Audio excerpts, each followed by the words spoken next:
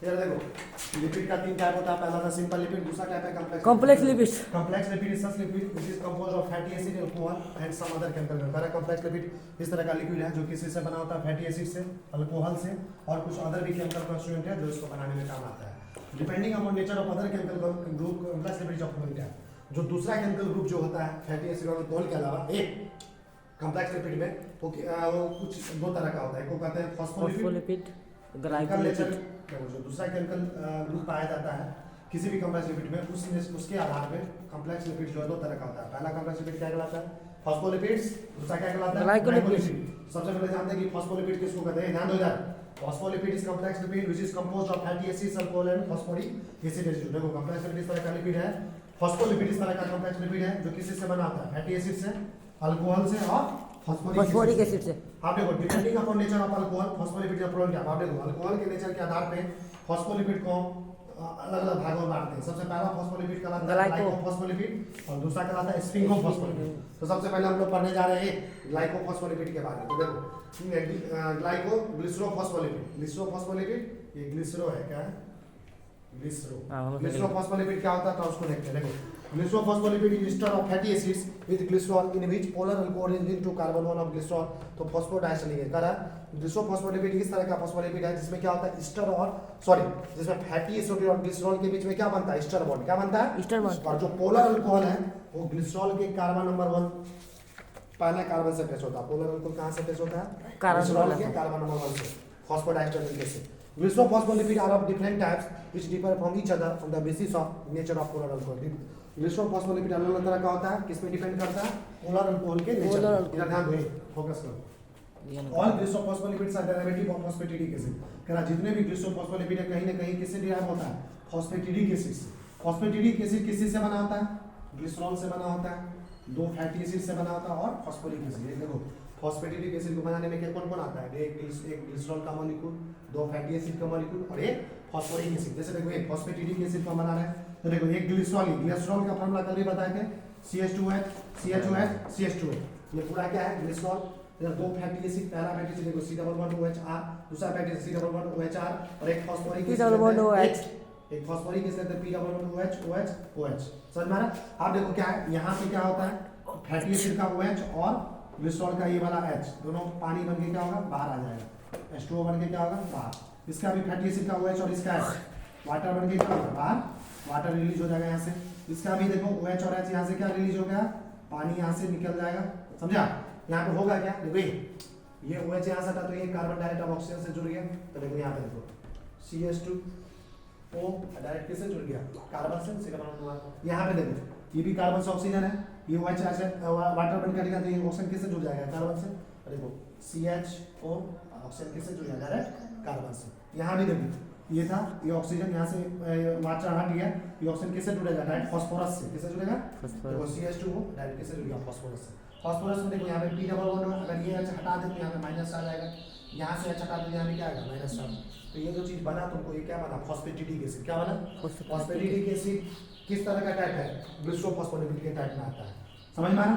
अगर यहाँ से इस मॉलिक्यूल में 3 पानी हटा है तो ये फॉस्फेटिडिक एसिड, फॉस्फेटिडिक एसिड में 3 वाटर मॉलिक्यूल जोड़ दोगे तो ये बन जाएगा। समझ में आ रहा? सुनो को बोलिए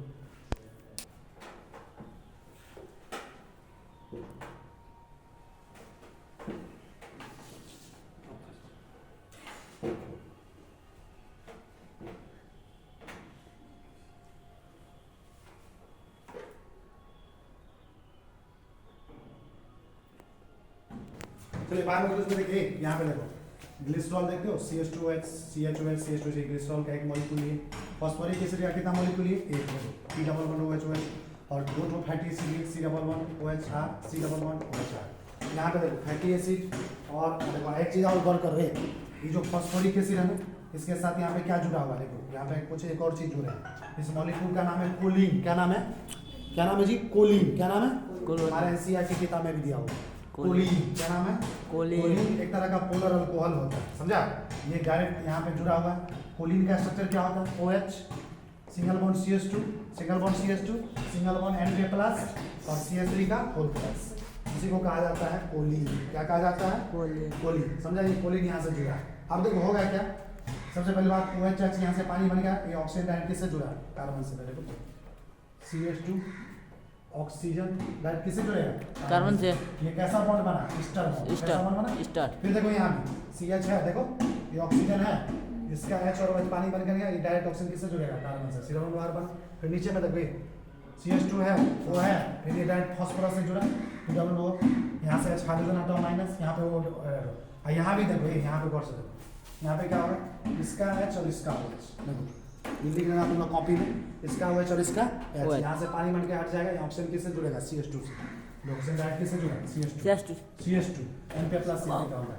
ये कौन सा बॉन्ड हुआ स्टार बॉन्ड, ये भी क्या होगा स्टार बॉन्ड, जिसको कहेंगे फॉस्फोडाइस्टर लिंकेज।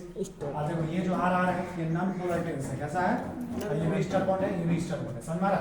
ये किसका स्ट्रक्चर बन गया फॉस्फो ये किसका डायग्राम बन गया ग्लिसरोफॉस्फोलिपिड का, किसका बन गया, और ये किस तरह का ग्लिसरोफॉस्फोलिपिड है लेसिथीन, क्या नाम है एसिथिन। ये जो पूरा डायग्राम स्ट्रक्चर जो देखो ये जो बना नया चीज उसका क्या है लेसिथीन। लेसिथीन एक तरह का ग्लिसरोफॉस्फोलिपिड होता है। आगे देखो लेसिथीन इज फॉस्फेटिडिल कोलिन, लेसिथीन को कहा जाता है ये फॉस्फेटिडिल कोलिन होता है।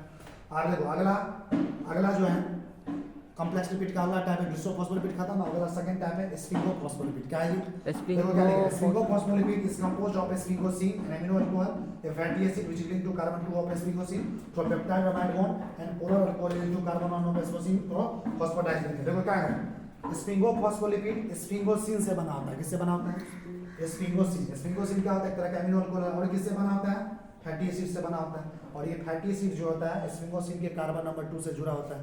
किस बॉन्ड से जुड़ा होता है पेप्टाइड बॉन्ड या एमाइड। और एक और ग्रुप होता है पोलर अल्कोहल जो क्या करता है स्फिंगोसिन के कार्बन 1 से जुड़ा होता है। देखो ये स्फिंगोसिन के कार्बन 2 से कौन जुड़ता है फैटी एसिड, किस बॉन्ड से पेप्टाइड बॉन्ड से, और स्फिंगोसिन के कार्बन 1 से कौन जुड़ता है पोलर अल्कोहल, किस बॉन्ड से फॉस्फोडाइस्टर बॉन्ड से। समझ में आ रहा देखो sphingophospholipid is a type of sphingolipid. Sphingophospholipid एक तरह का स्फिंगोलिपिड है। The structure units of all sphingolipids are ceramide. क्या स्फिंगोफॉस्फोलिपिड को बनाने वाला जो स्ट्रक्चर यूनिट है उसका नाम क्या होता है सेरामाइड। क्या नाम होता है सेरामाइड। और ये कैसे बनता है ट्राई कर दिखाओ फोकस करो। देखो when a fatty acid is linked to carbon 2 of sphingosine, कहा जब कोई फैटी एसिड स्फिंगोसिन के कार्बन 2 से जुड़ेगा पेप्टाइड बॉन्ड से, जो रिजल्टेंट स्ट्रक्चर मिलेगा उसको लोग क्या बोलेंगे सेरामाइड। क्या बोलेंगे देखो ये स्ट्रक्चर देखो स्फिंगोसिन क्या होता है देखो OH single bond CH single bond CH double bond CH single bond CH2 का 12 2 CH2 single bond CH3 direct यहाँ पे क्या कार्बन H, यहाँ पे क्या NH2 फिर सिंगल बॉन्ड C पे H OH। समझ में आ रहा। इधर देखो एक फैटी एसिड ले लिए C double bond OH R। समझ में आ रहा। ये फैटी एसिड का जो OH है इस नाइट्रोजन के आयन के साथ पानी बन के यहाँ से उड़ गया और यौगिक का H2 यहाँ से हट गया, होगा क्या देखो ये OH CH दिख रहा है CH double bond CH CH2 का होल 12 CH3 ऐसे ही रहेगा। यहाँ पर देखो CH यहाँ पे CH2 ऐसे ही रहेगा, यहाँ पे नाइट्रोजन पर देखो ऐसे ही रहेगा। ये यहाँ से OH पानी बन गया नाइट्रोजन डायरेक्ट किससे जुड़ेगा कार्बन से, किससे जुड़ेगा नाइट्रोजन किससे जुड़ गया C डबल बॉन्ड R से। और यहाँ पे देखो O है ना, यहाँ पे H की जगह यहाँ पे क्या है X, क्या है जी X आ गया। X की जगह बहुत सारी चीज आगे बताएंगे। तो देखो ये जो है ये क्या है non polar tense, Syrian non polar tense, Syrian non polar tense. ये जो बॉन्ड बना ये कौन सा बॉन्ड बना पेप्टाइड बॉन्ड। कौन सा बना पेप्टाइड, ये पेप्टाइड बॉन्ड बना। इसको वहीं करोगे तुम्हारा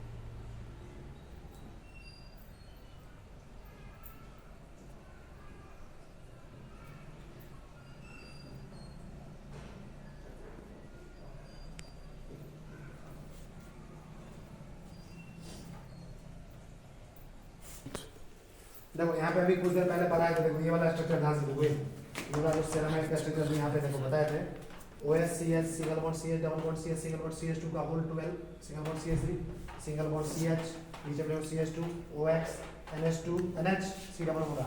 यहाँ पे X आया था देखो X हो ना। अभी इस X के जगह क्या क्या आ सकता है वही अभी हम बताएंगे। इस X जो लगा हुआ O के साथ इस X के जगह क्या क्या आ सकता है सेरामाइड में। देखो नेचर ऑफ X के जगह जो जो चीज आएगा उस पर किस तरह का स्फिंगोलिपिड हमको मिलेगा।